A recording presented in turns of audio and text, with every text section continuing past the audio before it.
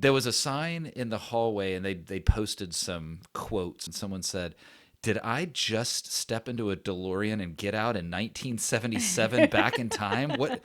Where am I?" This is the Loud, Quiet, Living the Empty Nest. Hey guys, welcome back. Episode 59 of The Loud, Quiet. Thanks again to everyone who's been listening. We love being out in the wild and hearing people mention that they're listening or telling people about it. So we really do appreciate all the feedback.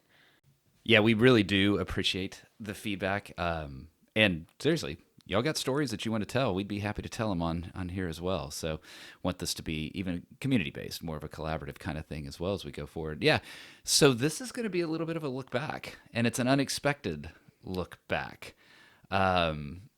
There is a series of activities that came together that brought us back to a little bit of memory lane, and not just our memory lane, but it was also just like life and culture memory lane. Yeah, I don't know if I'd really call it a look back as much as it is we went back in time, and we'll talk about the restaurant we went to because we've done the memory lane one before, but it just so happened it almost is like a full circle coming together that we ended up, and we'll get there, two places that, yes, meant something to us in our younger years. It is as we get older, and I remember, I don't know how many young listeners we have here. They're probably already starting to, the eyes are starting to roll as I'm about to do this sentence. And it is, I used to look at folks who were older and almost be like, okay, yeah, I know that that was what life was like back then and that sort of thing. Well, now I understand why there was so much talk like that back then, because it's fun, and it's fun when suddenly you stumble into an experience that really does remind you what life was like back then. And so we're going to start with our text this week because we had reached out to Tanner because he wanted to do something last week and we couldn't. So we had just Rick threw him a text and said, "Hey, you around Friday and want to do drinks and dinner with Mom and me?" We talked about heading into Dallas since we will be out of town for the next few weekends. And I love his response. "Let me check my calendar right quick and see," or RQ, sorry, "and see if I'm free. Definitely, let's do it." And then he said, "Yep, I'm free." And then later, I think when you told him the place that we were thinking about going, I loved his response. "That sounds lovely." That's so Tanner response. But anyway, so this is the text that kind of set up our Friday evening. And we had known that we were wanting to do something with Tanner because, as the text said, hey, we're going to be out of town for a few weeks, and hadn't seen him in a bit. And he also had mentioned wanting to get or cook a steak at home or something like that a couple weeks ago. So we thought, let's find ourselves a little steak place. Well, we didn't realize that we were going to go into, well, I guess we did realize, but when the experience actually happened, it felt like you had stepped back into a 1980s and maybe even older classic steak restaurant. Yes. He had wanted to reward himself because he's hit they're already now 2/3 of the way through first semester of law school. And so when he mentioned the steak, we're like, okay, we know all of our steak places out here, and we know several of them down there as well. But someone had mentioned one who lives down there and also went to SMU Law, and I never heard of it. Yeah. And I'd seen it before. It was, and like when you think of the steak places that we have typically go, it's the shiny, it's the, call it modern, but I mean, what steak places, the very upscale, the very, very nice kind of place, the Perry's, the Morton's, the Nick and Sam's, that kind of thing. And this place, we've driven by that. I mean, it's in a little strip center. We've driven by that a million times, and I think there may be another restaurant in there that we've gone to, or something that we've gone to. We've definitely gone to. It's across the street from Inwood Tavern. The Granada is what I was talking about. So we definitely have gone to movies there. No, Inwood Tavern is another one that we've been introduced recently, but Granada, we used to go there all the time for movies. In fact, a little side isn't that the one where you said that's where we saw the governess? Yes, and you fell Well, asleep. some of us saw the governess. That was one of those Horrible boring, movie, but you fell asleep. completely So, sad.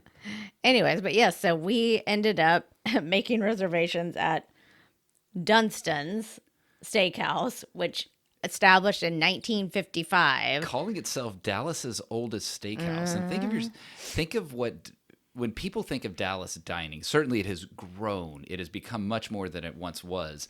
Dallas dining is associated with steaks. When you hear sports broadcasters talk about coming to town and where they dine, they're often at one of the classic steakhouses. That's what people think when they think of Dallas dining. Yeah, and and to see the oldest. Yeah, and you think of like Dakota's because it has the elevator that you go Yep. down, and Nick and Sam's, that's a newer one, but it's Barely, it is newer, Yeah, but well, as and we've gotten older, and it's when not you so think new. about you think about barbecue, you think about Sonny Bryan's that's been here forever. Yeah. When you think about Mexican food, you think about Mia's or Mi Casina and all, those kind of things. Phoenix. El Phoenix, which, yeah. It's been around forever. It's been around forever. Yes, it is a This is Dallas not a restaurant establishment. review No, episode. but anyway, so yes, so Dunston's is, and what's so funny is Ashley, who I work with,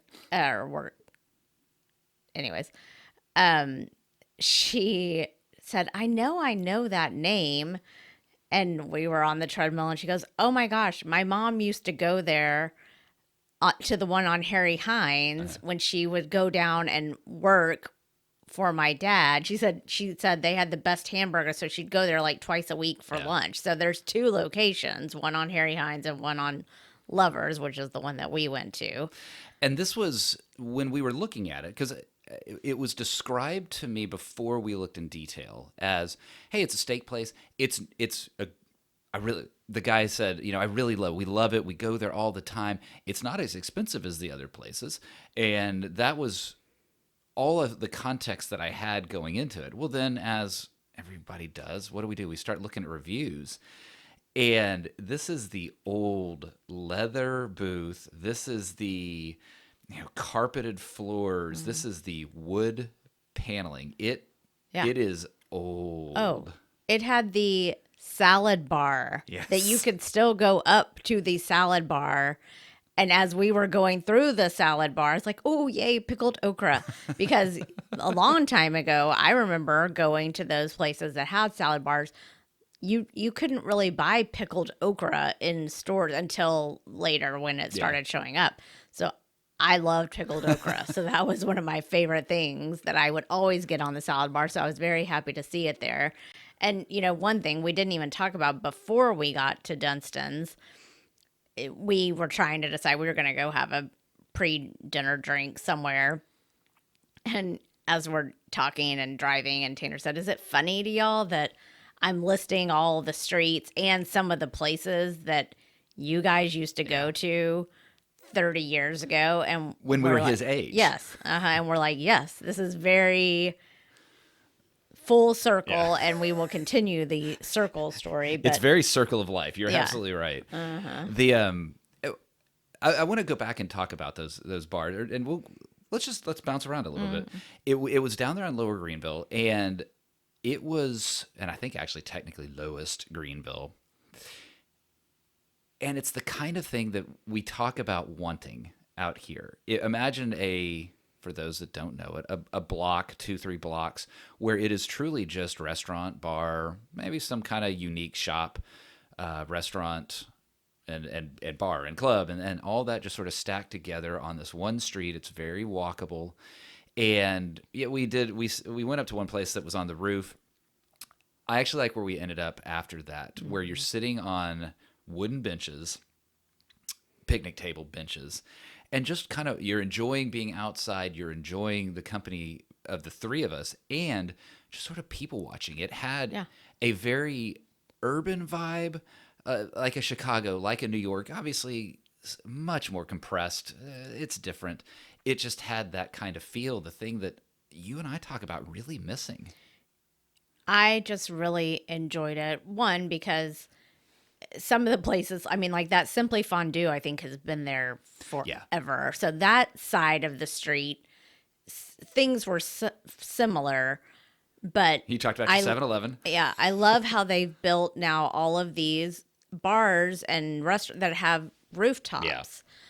Yeah. Yesterday was beautiful, so we were like, we have to be outside Right. somewhere.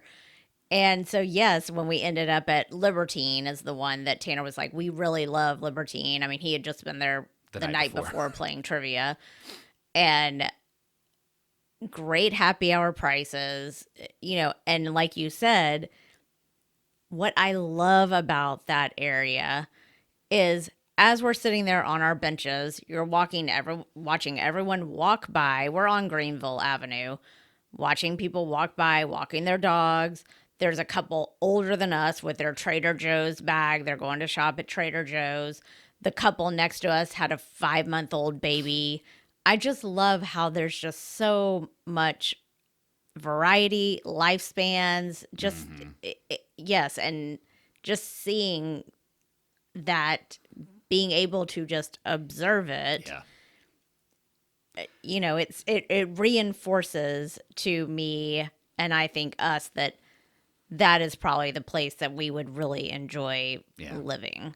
And the comparison that comes to mind, and it's a very poor comparison because it's like comparing the best car to a kind of medium car or whatever, but Greenwich Village, it had that kind of vibe where it is just smaller streets.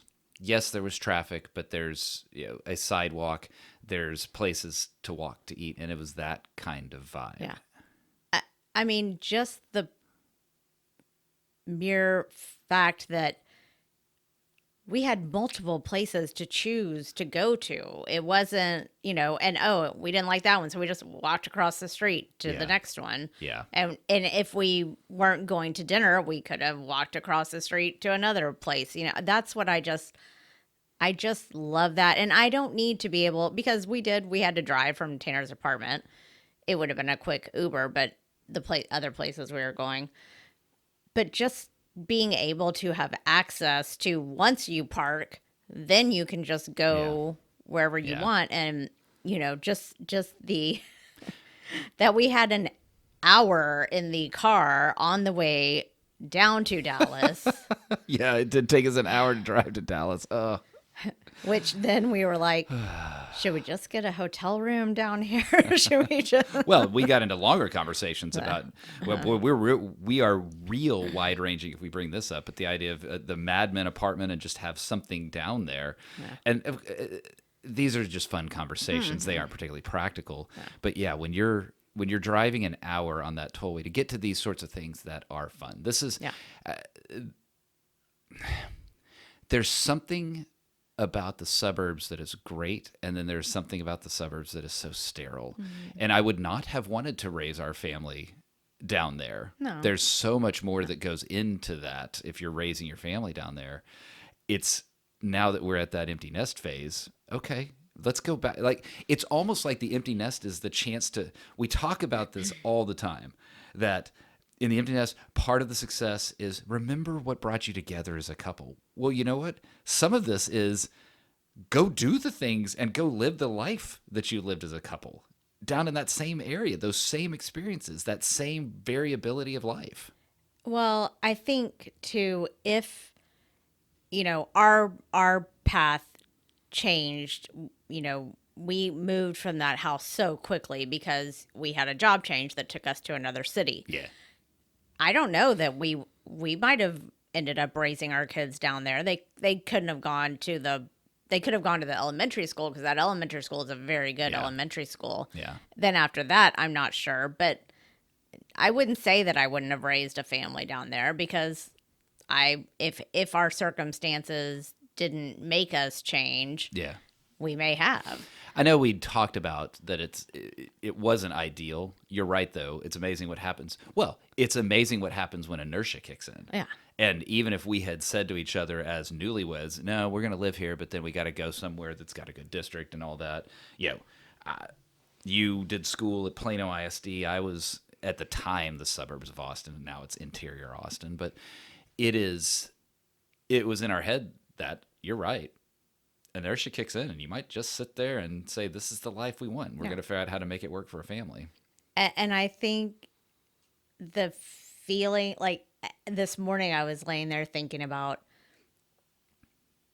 I have loved our time in this house. I've loved the time in Frisco exactly for the kids had great educations. Mm-hmm. They made great friends.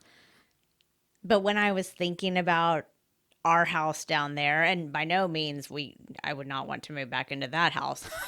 But when we're driving through that neighborhood, it's just cozy. It feels like a neighborhood. Yeah. It just gives you that warm, you can see into people's homes. Everyone's not shuttered closed. It just feels, it made me feel warm inside. Yeah. That is, yeah, this is going to end up being an episode of like suburb versus, city. But when you design a neighborhood like the suburbs are designed, which is here are one or two entrances that come off of a busy road or a semi-busy road, and the one or two entrances, and then you have your little enclave of the subdivision that you're in. Well, that's not how it is down there. It's just a grid, a patchwork grid, and you don't really feel the entrance or the exit to a neighborhood. It just is neighborhood. Yeah. And I like it. And of course the old trees and the old homes and all that. We were going to talk about Dunston. We'll get back to that. But we took a little detour there. But Dunston. So yes, we get there and, walk in. We were told by the person who recommended to us, make sure you sit in the back room. So we sat in the back room. And so if you're going, make your reservations to sit in the back room. But the front room is nice too. The front room has the red leather booths, high backs. That's where the open kitchen smoker is. And so grill. No, it is a wood-fired grill. They are grilling steaks over open flame. Yeah. Inside the restaurant. Mm-hmm. So we walked back to the back room, and that's where the bar and like you said, carpet, which I described it as... I cannot believe that restaurants still have carpet. Yeah, I described it as the wood paneling and the carpet. It felt like anyone, not you, Clancy, mine, and what a living room was like in the late 70s and early 80s. I distinctly remember and started telling stories of memories with my dad in that old wood paneled living room that we had. Yeah. And we were in, the booths were black leather back there. And then they had, multiple tables with rolly chairs. They kind of, for those that are looking at it, they kind of shaped like what we're sitting in, but it's the one with the chrome metal 4-wheel rolly chairs that are down on the bottom. It absolutely reminded me of, the old steak places, just restaurants kind of back then. And then, not that I was going to these places, but when you see them on movies, I was thinking of, do you remember the bar in the original Vacation that Chevy Chase goes into? It had that look. Like it really looked like that old hotel bar of what a Holiday Inn might have looked like. And first of all, the prices were fantastic. So highly recommend. And the food was very good as well. I mean, it was the best. We ordered the mushroom poppers, which I figured, they'd be fried mushrooms. I mean, the basket, it was huge. And just this bowl of good restaurant ranch. I mean, it was so good. This morning, I even woke up and I said, I can't stop thinking about those fried mushrooms. They were a swimming pool of ranch. They were so good. It was. Those were really good, and the rolls with the cinnamon butter. Oh, Tanner, you had gone to the restroom, and Tanner's like, "Is this the butter like they have at what's the restaurant? We don't go there. Texas Roadhouse or something. Whatever the 54th place. Street? No, Texas Roadhouse is the one that has the butter. I don't think I've ever eaten at one, maybe one time, but he do the butter. And Yes, it was. And it was just very good. I mean, and to get your steak, whatever, two sides, and one side, Tanner and I both got the baked potato because you don't get baked potatoes anywhere anymore at a No. lot of these restaurants. But to get your steak and your two sides for, I think y'all's, because My y'all s- got the bigger, was like It was $29. Yeah. $29 for a 9-ounce bacon wrapped filet. And I got the tenderloin, and it was 37. I mean, which at Perry's alone, the steak itself is probably 55. Yeah, $50 to $70 for So- just the steak. Yeah, and if you read the reviews, you will see things that do speak to there can be some inconsistency with the grill. And on the menu, it even explicitly said, if you order medium well or well done, we offer no guarantees. Like basically, they're saying we're going to screw your steak up. BB and Nana could not go to this place. But in spite of what I'd been told, that there was the chance of inconsistency. Maybe if we go back, the food may not be.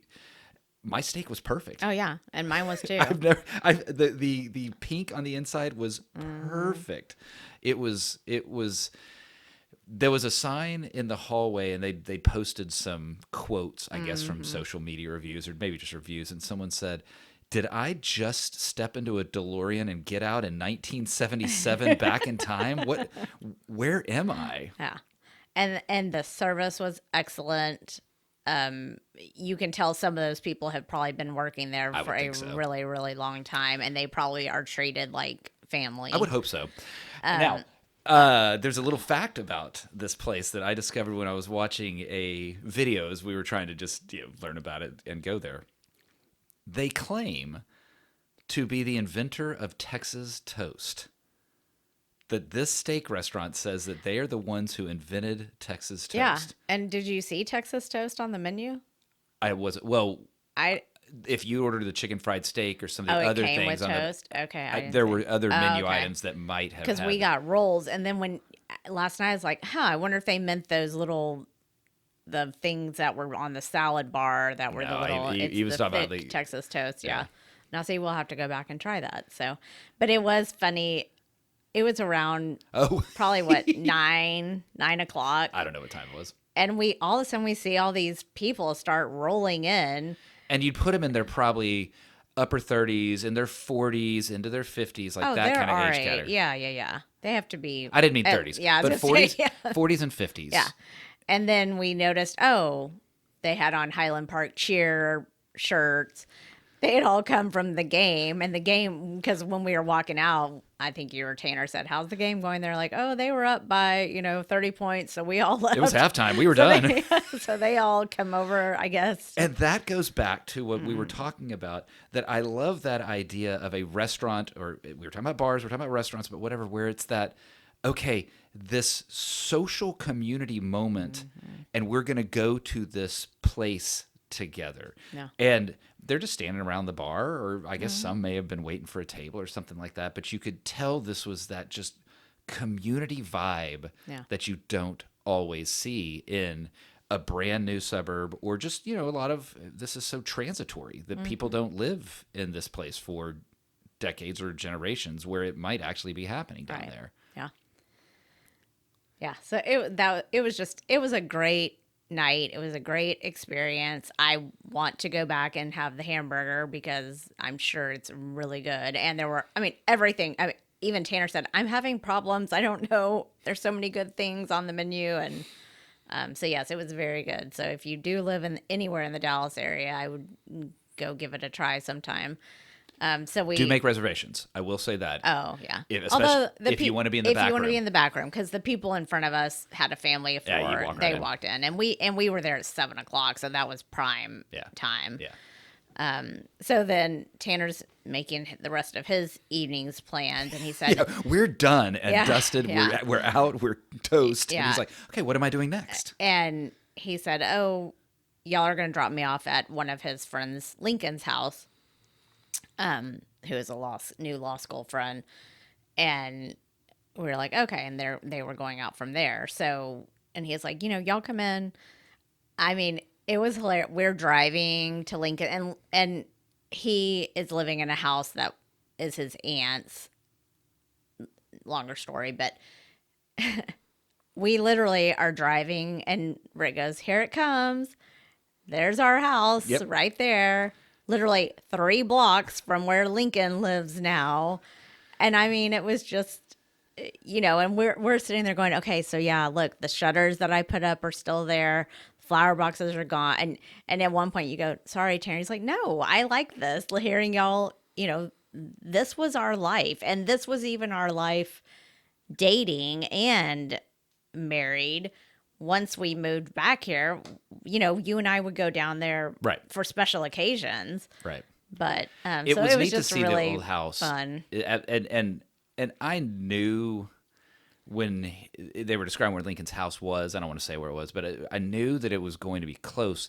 And so I purposely turned to where we might, and then it was almost accidental. I made a right turn, and I had the epiphany of, oh my gosh, this is our street. Yeah, This is, we're going to Yeah. pull by well, they tore down the garage. Thank God, it was falling apart anyway. But that's where we were. And I always wonder when we're stopped there and we've got the headlights on, and we're all staring at the house. Is anybody looking out their blinds Yeah. going, oh, why are people stalking us? Well, and we were sitting there, and I said, we're sitting there. I said, oh, and the house, like right across the street, that's where we got the dog from, our first dog from. And Tam was like, no way. I was like, yes. I said, we literally walked across the street and got this dog from the family who lived there.